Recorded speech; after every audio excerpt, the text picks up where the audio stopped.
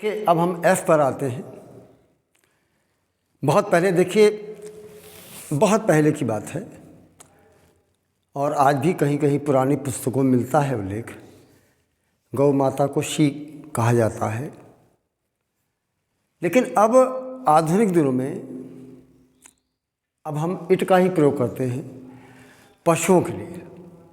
निर्जीव के लिए हम आपको पहले बता चुके थे, लेकिन अब जो है पशुओं के लिए भी इट का ही प्रयोग करते हैं आधुनिक दिनों में। जैसे मेरे पास एक गाय है, आई हैव अ काऊ, लेकिन यह चितकबरी है, वह चितकबरी है, तो यहाँ पर शी न कह करके शी इज़ ब्रिंडल्ड। देखिए नया वर्ड है बेटा, चितकबरी माने ब्रिंडल्ड या स्पॉटेड, लोग आम भाषा में लोग कह देते हैं, लेकिन लिटरेचर में साहित्य में ब्रिंडल्ड कहा गया है। समझ रहे हैं ना, ये नया वर्ड है, आप अपनी डायरी में लिखिएगा इसको, ब्रिंडल्ड या स्पॉटेड। चितकबरी, चित्ते चित्ते बने रहें, सफ़ेद लाल काली इस टाइप का, तो उसको चितकबरी गाय को ब्रिंडल्ड काऊ कहा है। तो ये बात आपको समझ में आ गई होगी। जब हम पशुओं की बात करते हैं तो पुराने दिनों में पहले तो इट नहीं लगता था, शी करते थे, ही कहते थे, लेकिन अब आधुनिक दिनों में अब हम इट का ही प्रयोग करते हैं पशुओं के लिए। अब हम जी पर आते हैं। In certain cases where the principal clause verb is of the nature of, देखा जाता है, सुना जाता है, पाया जाता है कि, अब यहाँ पर है रहे, थाते थी आ जाएगा।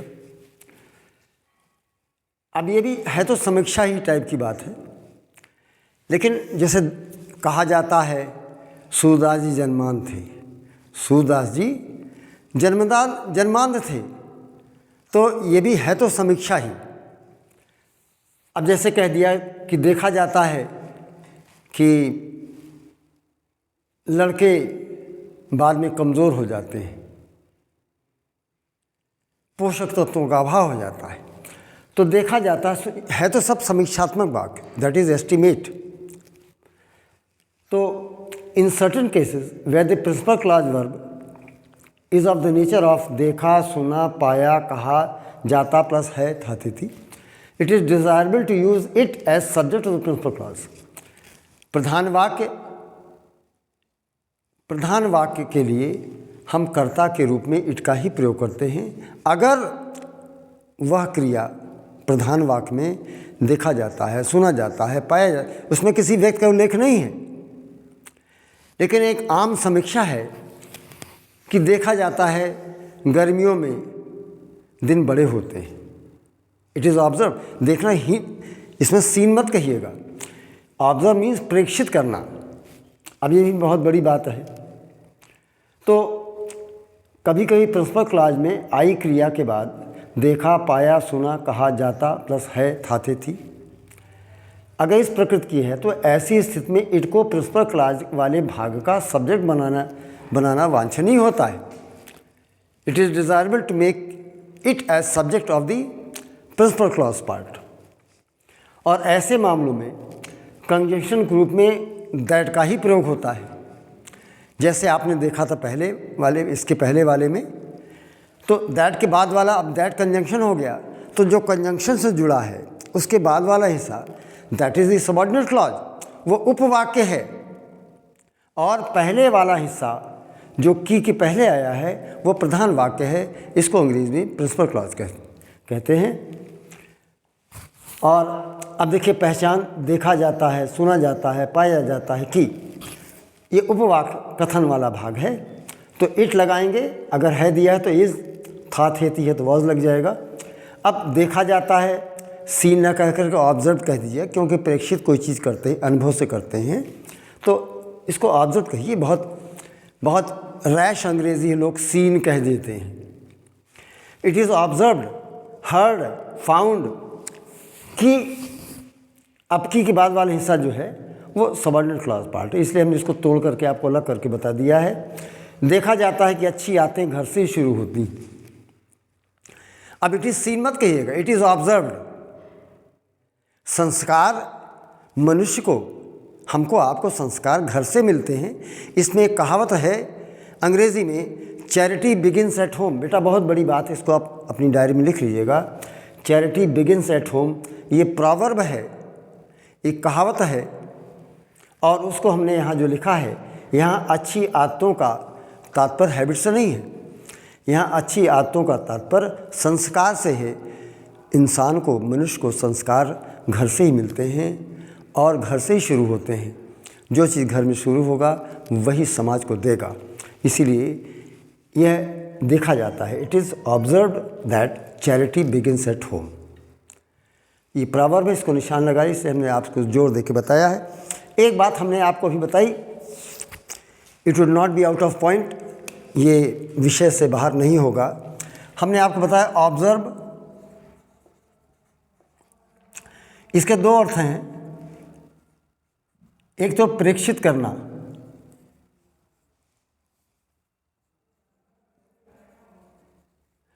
जो विज्ञान में आप प्रेक्षण करते हैं ऑब्जर्वेशन, वो प्रेक्षित करना है। और ये ऑब्जर्व माने होता है अनुपालन करना।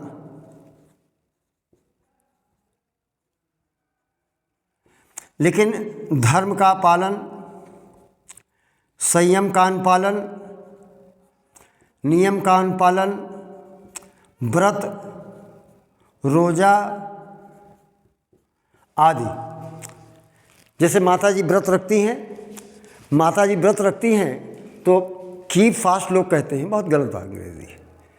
मदर ऑब्जर्व फास्ट, इस ऑब्जर्व का नाम, ये वर्ब है, देखिए ये वर्ब है, इसका नाउन बनेगा ऑब्जर्वेशन।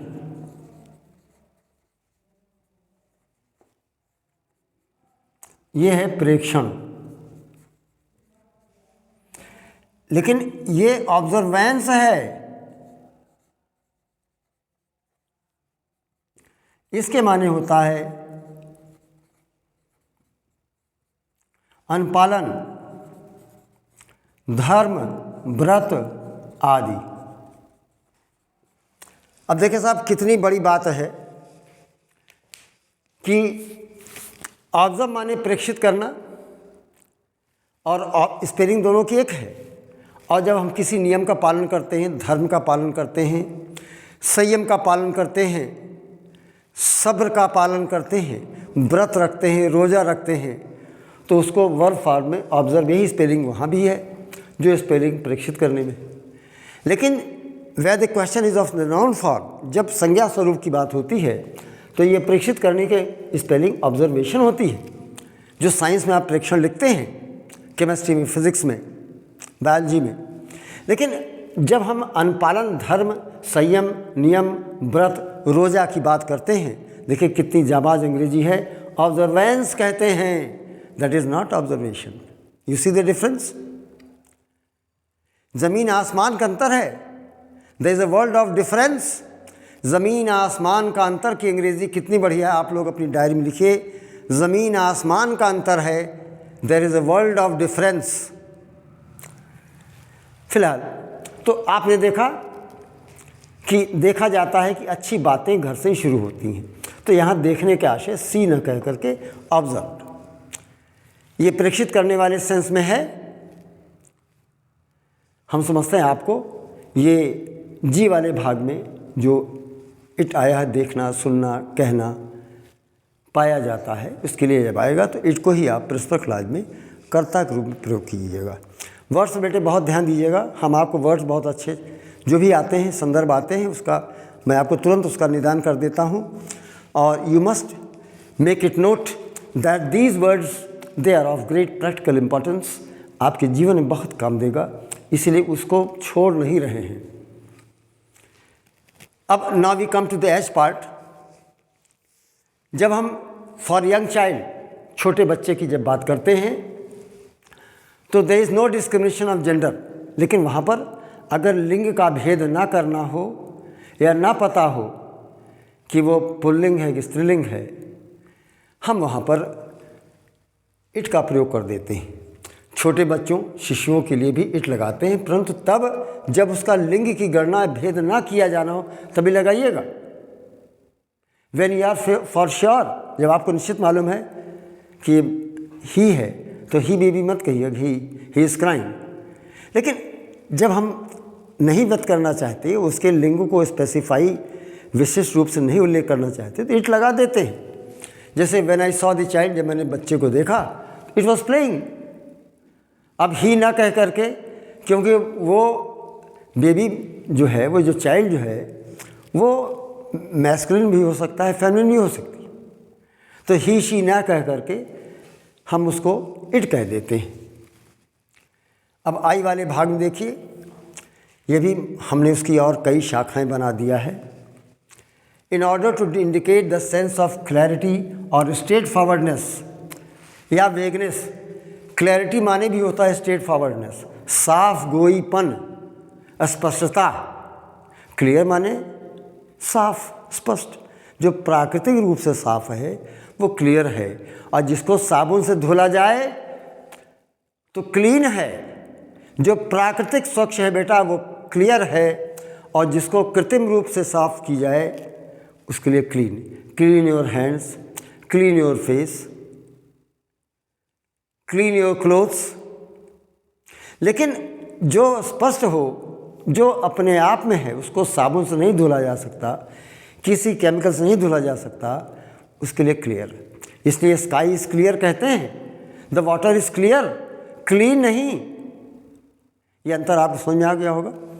तो जब क्लैरिटी होती है, स्पष्टता होती है, हम वहाँ पर या उस बात में या उस कथन में अस्पष्टता हो, वेग मीन्स अस्पष्ट, जो स्पष्ट ना हो, इसका ऑपोजिट है। तो अगर उसमें अस्पष्टता है किसी भी कथन में या किसी भी चीज़ में, निष्कर्षाद में, तो हम वहाँ पर इट का ही प्रयोग करते हैं। लेकिन वह प्रिंसिपल क्लॉज वाले भाग में देखिए, हर बात में हम आपको उल्लेखित कर दे रहे हैं इस बात को। I am trying to specify that where there are two clauses, the principal clause that comes at the first, वो पहले आता है, और उसी क्लॉज पर बाद वाली जो कंजंक्शन के बाद वाला हिस्सा है वो सबऑर्डिनेट क्लॉज है, उसी पर टिकता है, वो रेस्ट करता है, उस पर आश्रित होता है।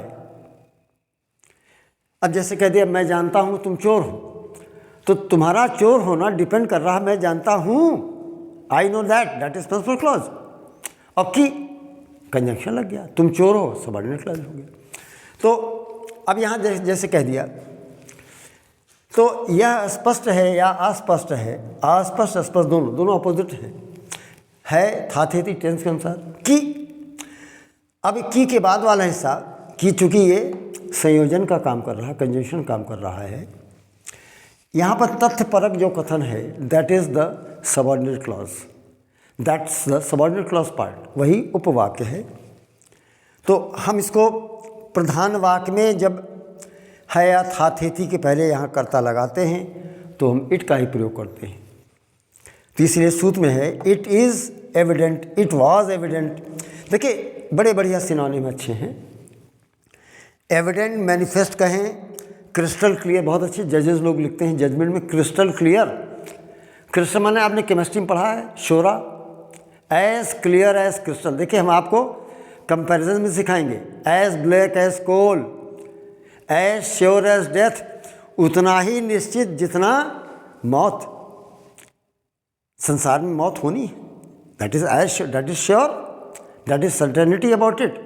तो as sure as death, as black as coal, as clear as crystal, as blunt as bat. Blunt माने जो तेज ना हो, जिसमें पैन ना हो, जो पैनी ना हो। एज शार्प एज रेजर, प्रखर, तीक्ष्ण, तेज। तो ये सब कंपैरिजन्स हैं, हम इसको आपको इसकी अलग लिस्ट देंगे, अभी नहीं। लेकिन हमने आपको बताया कि ये एविडेंट, मैनिफेस्ट, क्रिस्टल क्लियर, ये सिनोनिम्स हैं स्पष्टता की, क्लैरिटी की। तो it is evident, crystal clear. अगर अस्पष्ट है तो वेग या एम्बिगुअस। देखिए एम्बी लैटिन वर्ड है, एम्बिगुअस, तो हम आपको वर्ड डेरिवेशन बाद में देखा जाएगा। तो एम्बिगुअस, ये अब ये कोई बात स्पष्ट नहीं है तो वेग की जगह एम्बिगुअस कह सकते हैं। दैट, अब दैट, यहाँ की के लिए दैट लग गया कंजंक्शन, जैसे यहाँ पर है वैसे यहाँ भी है। उसके बाद ये फैक्चुअल पार्ट है, तथ्यपरक कथन जो है वही जो है आपका उपवाक्य है, सबऑर्डिनेट क्लॉज है। अब हमने उदाहरण दिया है आपको, ये देखिए हमने आपको इसमें इंगित कर दिया है, इट से लेकर के दैट के पूर्व वाला हिस्सा, that forms the principal clause, that conjunction है, हमने इंगित कर दिया है। और दैट के बाद जो भी बात कही जाएगी वही सबऑर्डिनेट क्लॉज है। इस ढंग से आपको तैयार करिए। यह स्पष्ट है कि आतंकवाद वैश्विक समस्या है। अब देखिए, it is obvious, it is evident, it is manifest, तीनों सिनोनिम है स्पष्टता की। तो यह स्पष्ट है, एविडेंट है, मैनिफेस्ट है, दैट, ठीक है, लिए दैट आ गया। मिलिटेंसी, देखिए आतंकवाद को टेररिज्म कहते हैं, लेकिन अब तमाम संगठन ऐसे आप देखते हैं जो आतंकवादियों को पनाह देते हैं, शरण देते हैं, उनको उसी प्रकार ट्रेनिंग देते हैं जैसे मिलिट्री के हमारे योद्धा जाबाज सिपाही को जैसे ट्रेनिंग देती है सरकार हमारी, वैसे ही उनको प्रशिक्षित करते हैं आतंकवाद के लिए। इसलिए अब 10-15 साल से आतंकवाद का एक नया वर्ड है मिलिटेंसी। मिलिटेंट आतंकवादी, टेररिस्ट तो बहुत पहले होता था, अब तो मिलिटेंट है। तो ये स्पष्ट है कि मिलिटेंसी इज़ अ कॉनोड्रम, बहुत अच्छा वर्ड है, बहुत जाबाज वर्ड है बेटा। समस्या कितनी अंग्रेजी है हमने आपको सब लिख दी। प्रॉब्लम है हर आदमी जानता है। क्राइसिस, अगर वो शॉर्टेज की समस्या है, पानी की समस्या है, बिजली की समस्या है, तो ये क्रिसिस है। जब इसका बहुवचन बनता है तो IS को हटा के ES जोड़ देते हैं। सियावर रामचंद्र की जय।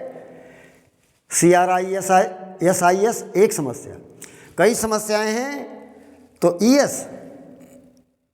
IES को हटा के ES जोड़ देते हैं, बहुवचन हो जाता है। अब तीसरी अंग्रेजी जो है समस्या की, मीनेस,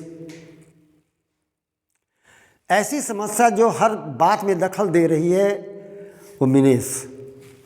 और वह समस्या कई देशों की है, पूरे विश्व की है, कई द्वीप में फैला हुआ है। अब जैसे अभी आपने देखा कोविड-19, that is endemic, that is not pandemic, that is endemic. बहुत विस्तार में जो फैली, हम आपको वर्ड्स में देंगे, जो सीमित दायरे में होती है वो पेंडेमिक है, एंडेमिक भी होता है। तो जो वैश्विक समस्या है उसके लिए जो वर्ड है कॉनोड्रम है, CONUNDRUM।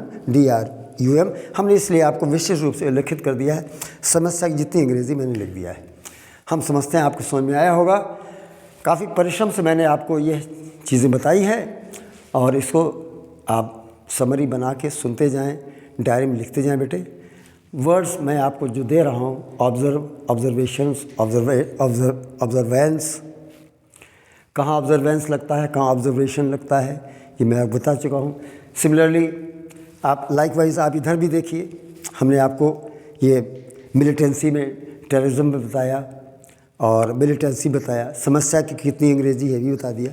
हम समझते हैं आपको अच्छा लग रहा होगा और काफ़ी परिश्रम से पढ़ा रहा हूँ और हम बहुत विद्वान होने का बात नहीं करते, लेकिन माँ स्वस्ति से जो भी मिला है मैं आपको दे रहा हूँ, मेरा अनुभव ले। और नेक्स्ट वीडियो में हम आपको आगे इसको कंटिन्यू करेंगे।